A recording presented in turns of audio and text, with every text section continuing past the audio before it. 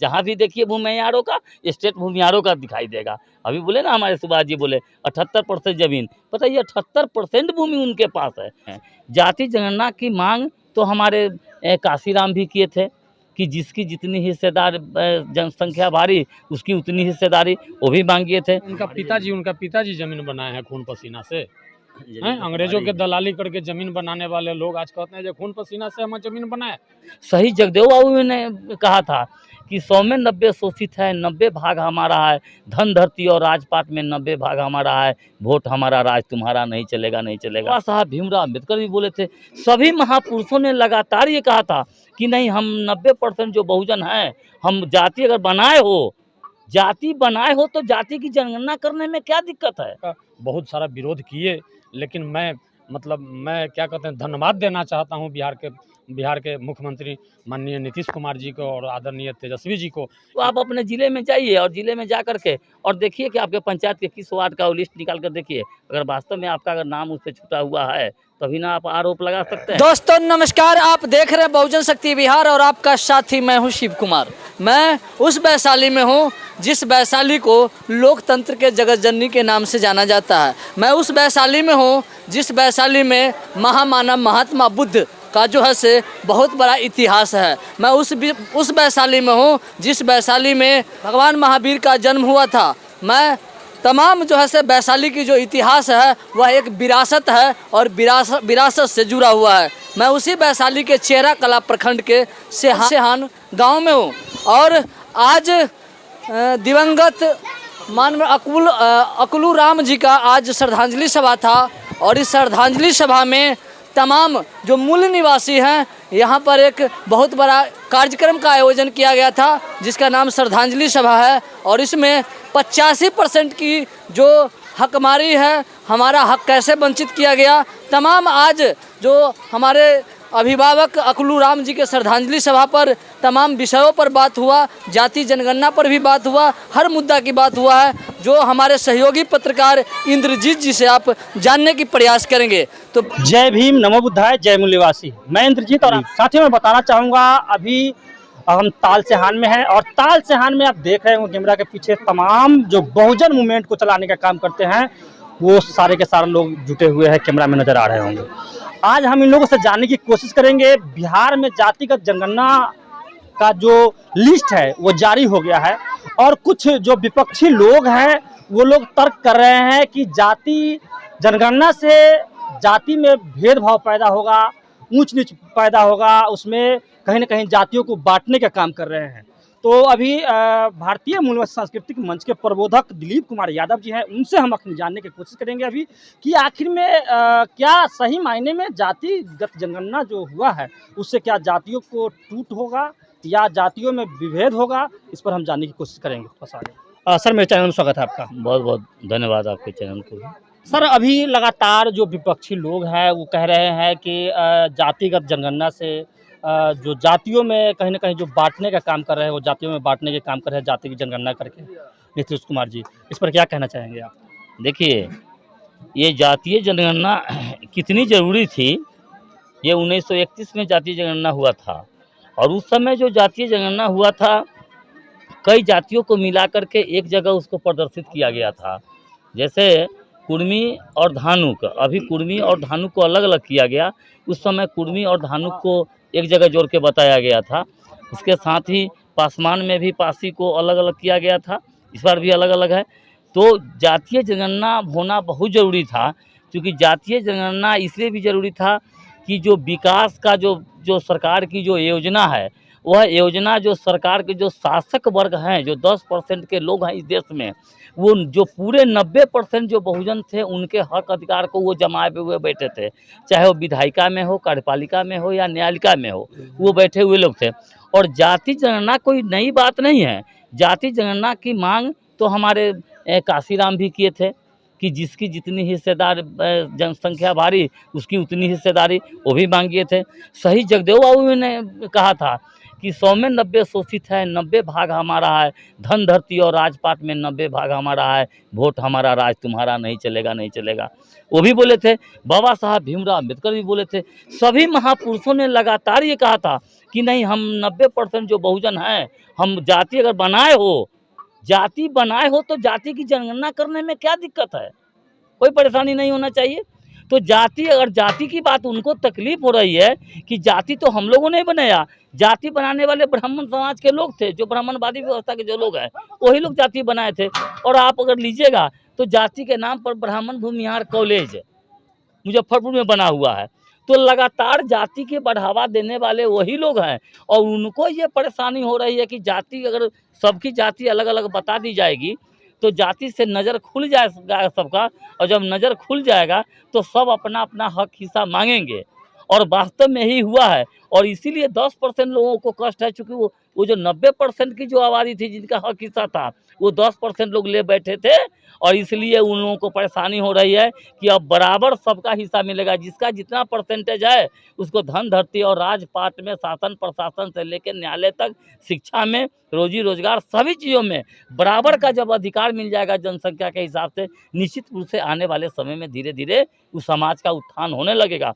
और निश्चित रूप से एक पीढ़ी के बाद, 25 वर्षों के बाद ये परिवर्तन समाज में दिखाई देगा। आज जिस टोले में जाइए, अगर फरवाट के टोला में जाइए, उसकी टोला अलग से पता चल जाता है कि ये फरवाट का टोला है। अब मूल्यवासी के टोला में जाइए, चमार का, दुसाध का, यादव का टोला में जाइए, वो अलग से पता चल जाता है कि चमार, दुसाध का और मुसहर का टोला है, यादव का टोला है। तो ये टोला आपको दिखाई नहीं देगा। 25, 30 साल, 40 साल के बाद जब ये सबका बराबर का अधिकार मिल जाएगा तो टोला समझ में नहीं आएगा इस देश के अंदर कि चमार का टोला है, कि दुसाध का टोला है, कि भूमिहार का है, कि राजपूत का है, कि ब्राह्मण का है।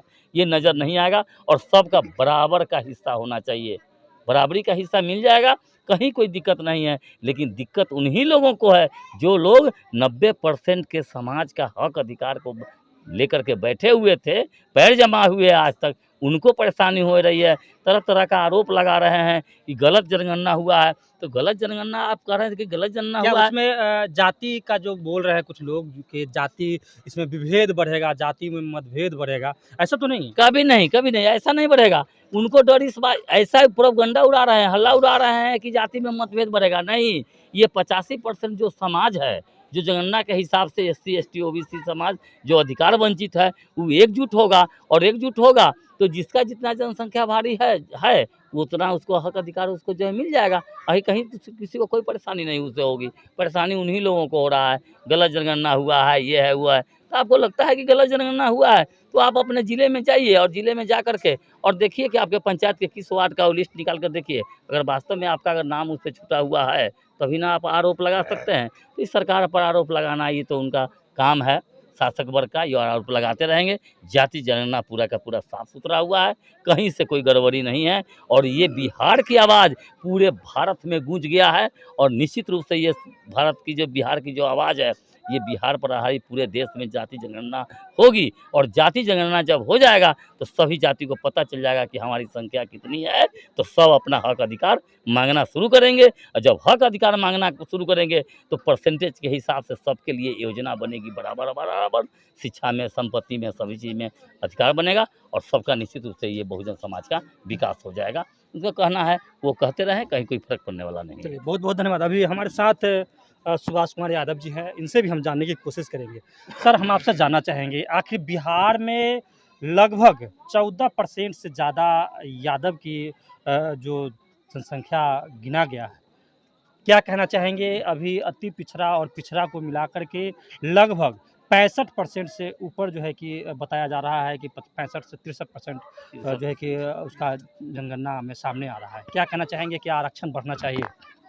सबसे पहले तो आपको चैनल को धन्यवाद देना चाहता हूँ, और मैं ये कहना चाहता हूँ कि ये जाति आधारित जनगणना जो हुआ है, उन्हीं आदमी को तकलीफ़ हो रहा है जो आज विरोध में बात कर रहे हैं। उनको तकलीफ़ इसलिए हो रहा है कि उनको पैरों तले ज़मीन खिसक गया है।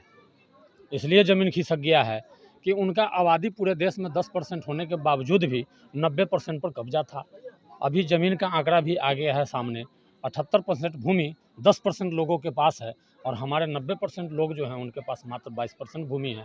तो इसी प्रकार बारी बारी से सभी चीज़ का आंकड़ा आते जाएगा, और जनता के बीच में आंकड़ा सब समझ में आते जाएगा, और सब जनता को आँख खुल गया है कि हमारा आबादी कितना है।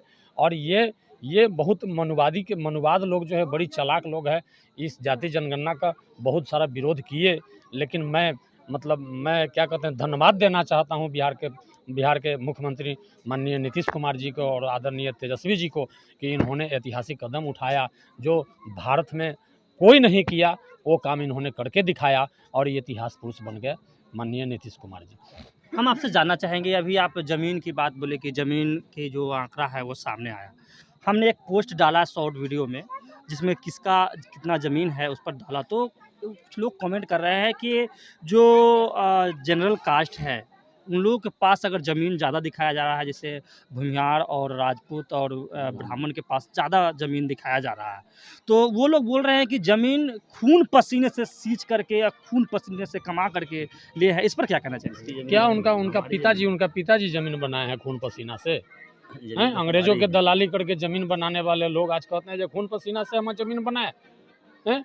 अंग्रेजों को दलाली कर करके अंग्रेज को दलाल के काम किए और अंग्रेज जिस समय अपने देश का शासन कर रहा था उस समय अंग्रेज का दलाली करके उन्होंने ज़मीन में विदेश से क्या वो ज़मीन लेके आए थे? वो 10% के लोग हैं, हमारे भारत के हैं नहीं, वो विदेश से आए हैं। क्या विदेश से वो अपना ज़मीन लेके आए? वो हमारा ही मूल निवासी समाज का ज़मीन है और अंग्रेज के माध्यम से अंग्रेज का दलाली करके वो ज़मीन बनाए हैं, खून पसीना से ज़मीन बनाए हैं। ये गलत प्रोपगंडा फैला रहे हैं। सम्राट अशोक चंद्र यानी वो सीधे शब्दों में कहा, आपका कहना है कि हड़पा गया है? जी हाँ, हड़पा गया है। हमारे लोग को पहले शिक्षा से वंचित किया गया, जिसके कारण ज्ञान नहीं था हमारे लोग को बीच में, और उन्होंने अंग्रेजों का दलाली किया उन्होंने, और अंग्रेजों का दलाली कर करके डाली लगा कर ज़मीन उन्होंने अर्जन किया है। विदेश से ज़मीन लेकर लोग नहीं आए हैं, क्योंकि भारत का है नहीं, मूल निवासी नहीं है, वो विदेश से आए हैं। और विदेश से कोई आदमी आएगा तो शरीर पर कपड़ा बहुत करेगा तो कपड़ा लेके आएगा, कि ज़मीन लेके आएगा विदेश से। ये गलत प्रोपगंडा फैलाने का उन्होंने काम किया है। वो सारा ज़मीन जो भी है वो हमारे मूल निवासी समाज का है, हमारे 90% का।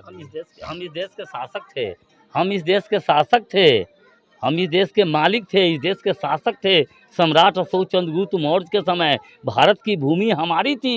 ये हमारी भूमि को उन्होंने कब्जा कर लिया और कब्जा करके हमको शिक्षा से, संपत्ति से वंचित कर दिया, और वंचित करके वो पूरा का पूरा जो विदेशों से आए हुए लोग थे वो सब जो है उसकी दलाली की है, दलाली करके और पूरा का पूरा ज़मीन जो है हथिया लिए। हम जो है ज़मीन की लेस हो गए, लैंडलेस हो गए। हमारे पास जो है घर लायक भी ज़मीन नहीं रहा और वो सभी के सभी स्टेट हो गए। जहाँ भी देखिए भूमिहारों का स्टेट भूमिहारों का दिखाई देगा। अभी बोले ना हमारे सुभाष जी बोले 78% ज़मीन, पता है 78% भूमि उनके पास है और भूमिहार के पास 36%, 39%। भूमिहार के पास सिर्फ जिनकी आबादी लगभग 2.5% है और उनके पास भूमि 39% है और 39% भूमि पर कब्जा जमाए हुए हैं।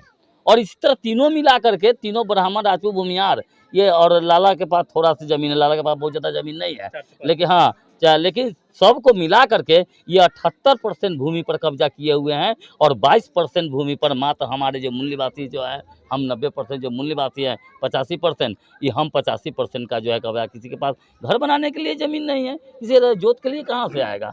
इस तरह से ज़मीन उनकी नहीं है, ज़मीन हमारी ज़मीन थी जिसको उन्होंने भारत में कब्जा करके अपना ज़मींदार बन गया। तो बने रहिए मेरे साथ और देखते रहिए बहुजन शक्ति बिहार। जय भारत, जय संविधान।